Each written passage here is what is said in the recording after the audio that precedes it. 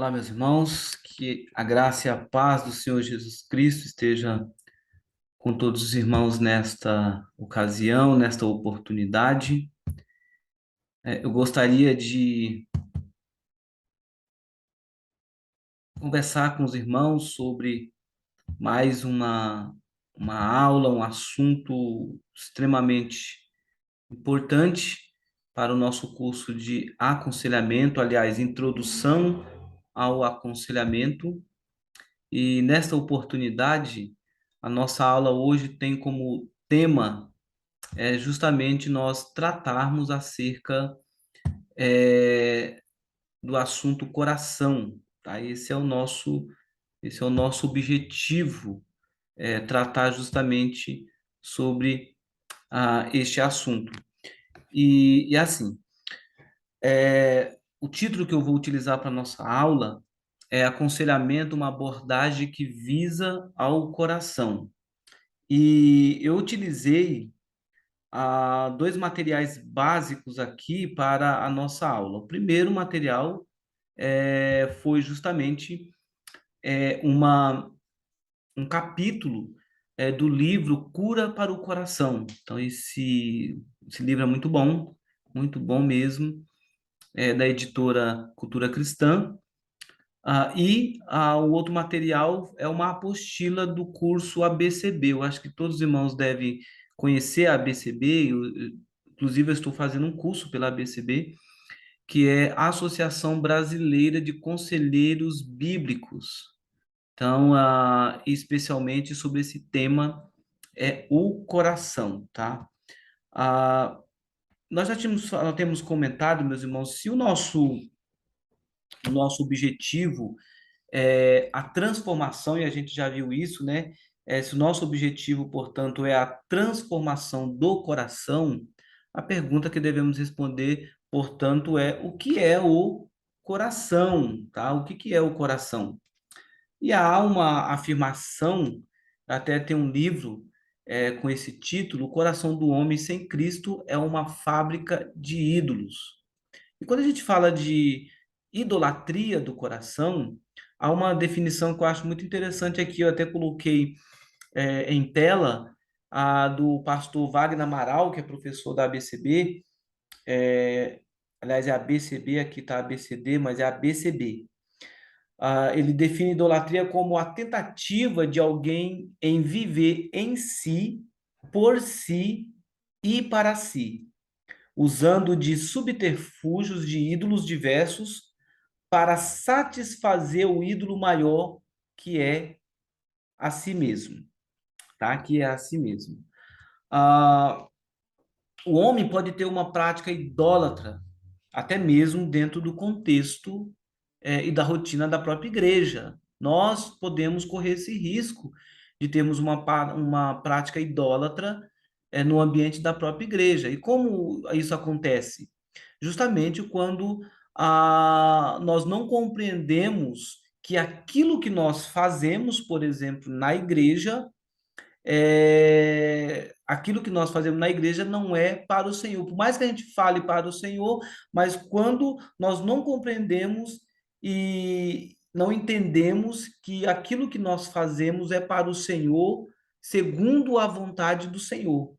Se o que eu faço visa o meu engrandecimento, ou eu quero reconhecimento, eu quero fico chateado, desanimado quando alguém não me aplaude, não me reconhece. Então aí há um problema porque nós temos então aqui uma tendência de agradar a nós mesmos. Então nós não estamos compreendendo que o que fazemos não visa a nós, mas visa o Senhor e é de acordo com a vontade dele. Então, isso é muito importante, tá? Isso é fundamental nós entendermos isso. Agora, por que que isso acontece? Por que que normalmente há esses ídolos no coração e esse ídolo se manifesta no desejo de fazer a nossa própria vontade, conforme a própria definição aqui do pastor Wagner? que para satisfazer o ídolo maior que a si mesmo. Por que que isso acontece? Bom, eu entendo que isso acontece devido à nossa limitação. Como resultado, da nossa limitação, nossa mente, ela comumente ela faz reduções. E aí é normal assim, não deveria ser.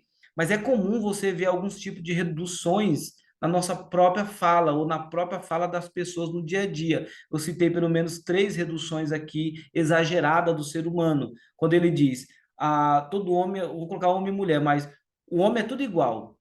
Logo, nenhum homem presta. Todo pastor é ladrão. Não vou com a cara daquela pessoa, me parece uma pessoa ruim.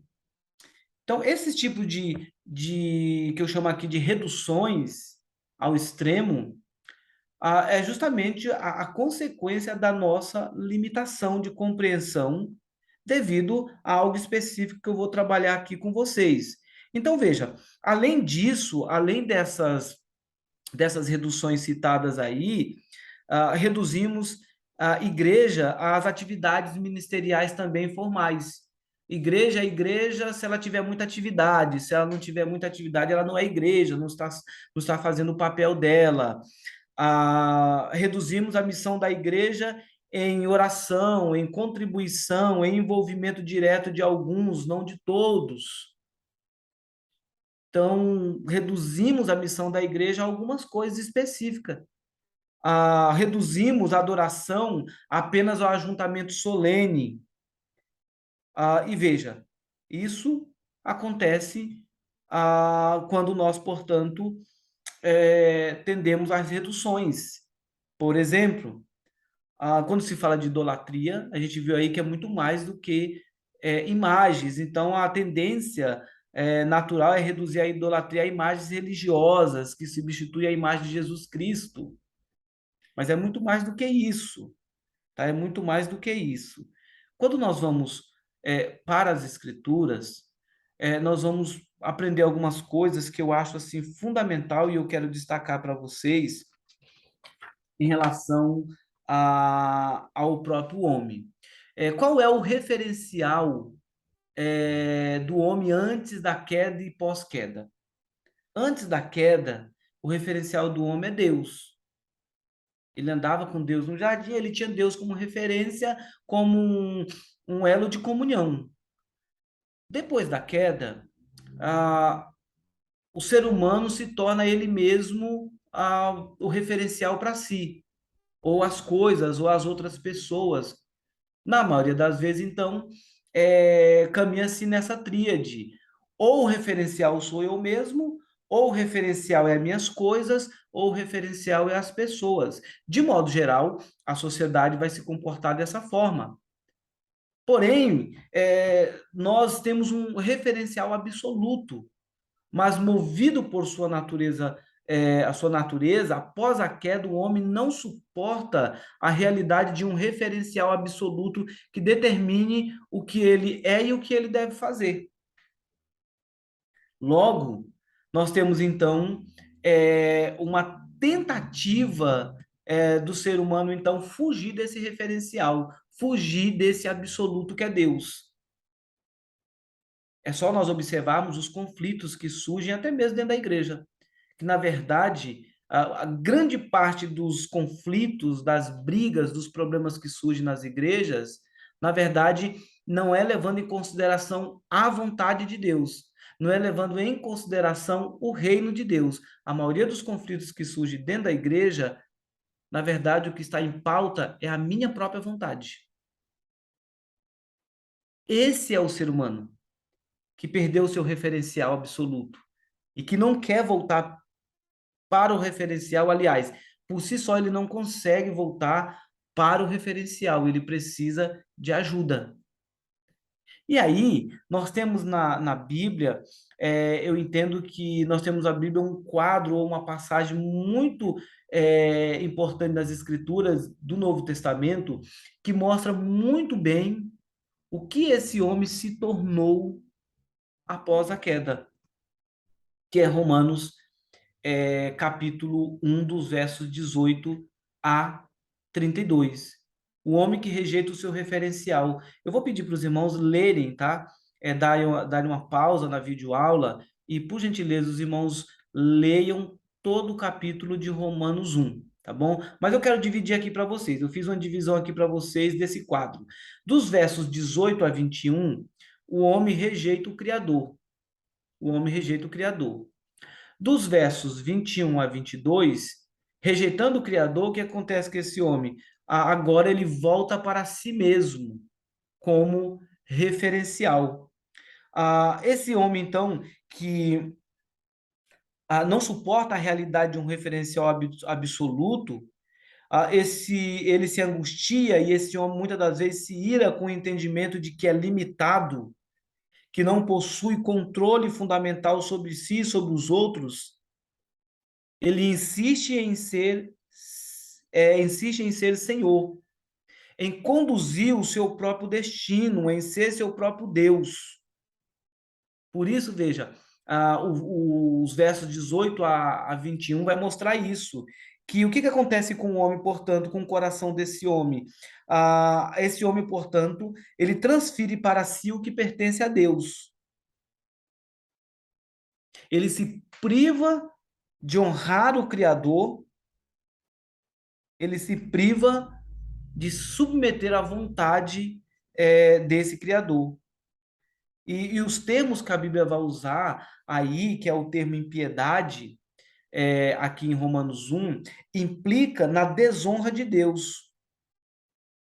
Enquanto que injustiça significa que o homem, ao transferir para si o que pertence a Deus, tem injustamente se privado de honrar a Deus,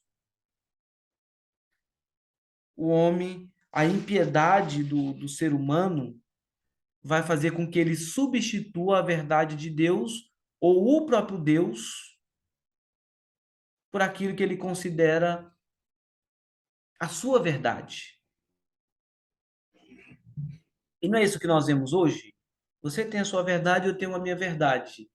Na verdade, sendo redundante, né? É o ser humano substituindo o absoluto ou tentando substituir o absoluto por aquilo que ele considera mais importante para ele mesmo. E aí nós temos a segunda consequência aqui, é que esse homem volta para si mesmo como referencial. Há um estudioso na área do aconselhamento que ele vai dizer o seguinte, que eu acho muito interessante, abre aspas, todo idólatra usa ou manuseia ídolos diversos que satisfazem o ídolo maior, que é a própria pessoa. Todo ser humano é movido à prática da vitrine, pois anseia pela idolatria alheia, pelo reconhecimento, pelo elogio, pela veneração, pelo influenciar, buscando o domínio sobre o próximo. E aí, meus irmãos, Paulo revela que ao renunciar à verdade de Deus, a humanidade se voltou para a vaidade dos seus próprios pensamentos. Esse homem, ele recusa-se a obedecer o Criador. E aí nós temos uma outra, e até mesmo tem um salmo, né? Se você ler o Salmo 14, vai dizer que o salmista, aliás, diz assim: diz o insensato no seu coração, não há Deus. Então, esse é o quadro do homem que rejeita o referencial, tá? Então, ele volta-se para si mesmo como um referencial. Os versos 22 a 25 vai falar que, voltando para si mesmo, o homem inventa ou procura algo que reflita a sua essência. Não a essência de Deus, mas que reflita a sua própria essência. Ou seja, ele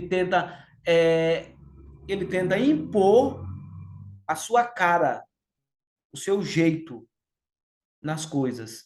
Não é assim muitas vezes que a gente faz no convívio, a gente quer que as coisas sejam do nosso jeito, do nosso jeito. Nós temos aí esse quadro, o homem então buscando algo que reflita a si mesmo, a sua própria vontade, a sua própria, seus próprios desejos. Porém, nós temos aí esse homem que voltando para si mesmo, o que que acontece com ele? Ele volta para si mesmo e quer fazer a sua vontade. Mas aí vem uma outra consequência, que dos versos 26 a 32, que como consequência dessa escolha, o que que acontece? Com o homem que rejeita o Criador, que volta para si mesmo, que inventa ou procura algo que reflita a sua essência, esse homem então tem o distanciamento de Deus da vida, do verdadeiro referencial que é o próprio Deus, que é o próprio Deus. E aí, meus irmãos, e aí, à luz desse texto, nós vemos então a partir dos versos 28 a 32 aqui, apresenta um quadro como um poço, onde o fundo, o destino é a morte. Essa lista que nós temos aqui desnuda a depravação humana, como a aula que a gente teve, uma aula anterior que eu disse que nós precisaríamos entender a doutrina da depravação total, que o homem é totalmente depravado. Ao contrário de Freud, que vai dizer que o homem é bom, que em essência ele é bom, a Bíblia vai dizer que o homem é ruim. Depois da queda, ele é mau, ele é totalmente depravado, e a depravação atingiu todo o ser humano, toda a sua o seu ser como um todo. E aí vejamos, o homem morto em seus delitos e pecados, ele não consegue enxergar por si mesmo, ele precisa de ajuda. Então todo esse quadro que eu pintei para vocês o que que é o coração do homem? O coração do homem é tudo isso. Então, quando nós vamos aconselhar, quando nós recebemos alguém ou alguém nos procura para aconselhamento, a nossa abordagem tem que visar a transformação do coração, as motivações. E aí, nós não vamos conseguir ajudar se a gente não entender o que que é o ser humano, o que que é o coração dele, o que que se passa no coração daquele homem. Que na maioria das vezes ele está sofrendo é porque é provável que ele tirou o foco do verdadeiro referencial. Ele sofre porque agora ele deixou de confiar em Deus e ele está confiando nele mesmo. E quando ele é frustrado nessa confiança de si mesmo, ele sofre. Aí é que nós chegamos à nossa conclusão. Essa é a condição do coração do homem. Logo, é necessário conhecer para poder ministrar graça e assim alcançar o alvo certo, que é a mudança interna, a mudança do coração. Portanto, veja, nosso objetivo enquanto conselheiros é ajudar os aconselhando a se despojar de tudo que o afasta do Criador e nos faz voltar para nós mesmos. Então, o nosso objetivo é esse, é ajudar as pessoas a se despojar, a tirar aquilo que o afasta do Criador, ou seja, fazer com que a pessoa possa pensar a partir do seu referencial absoluto, que é Deus, e não a partir de si mesmo. Para isso, nós precisamos levá-los às Escrituras. E aí os ajudar a revestir-se de um novo e exclusivo senhorio de Cristo, por meio da compreensão do Evangelho. Por isso que o conselheiro ele precisa conhecer a Bíblia, porque o aconselhamento é a partir das Escrituras. Portanto, eu quero encerrar com os irmãos lendo Efésios capítulo 4, Efésios 4, verso 20 a 24. O autor, o apóstolo Paulo, diz assim, uh, Efésios 4, 20 a 24, diz assim: Mas não foi assim que aprendestes a Cristo, ou aprendeste de Cristo. Se é que de fato tendes ouvido, nele fostes destruídos, segundo é a verdade em Jesus. No sentido de que, quanto ao trato passado, vos despojeis do velho homem, que se corrompe segundo as concupiscências do engano, e vos revistais no espírito do vosso entendimento, e vos revistais do novo homem, criado segundo Deus, em justiça e retidão, procedentes da verdade. Somos exortados, portanto, a nos despojar de tudo aquilo que nos afasta do Criador e que nos faz voltar para nós mesmos e a nos vestir de um novo homem. Portanto, esse é o caminho que nós temos para que possamos fazer uma abordagem bíblica eficaz na tentativa de ajudar aqueles que nos procuram, que buscam orientação dos conselheiros, tá bom? Próxima videoaula nós vamos falar sobre confrontação. Então eu vou começar a falar para vocês sobre a prática do aconselhamento, dando alguns exemplos de como se faz essa prática no dia a dia, tá bom? Deus abençoe, tenham todos um excelente estudo. Obrigado, meus irmãos.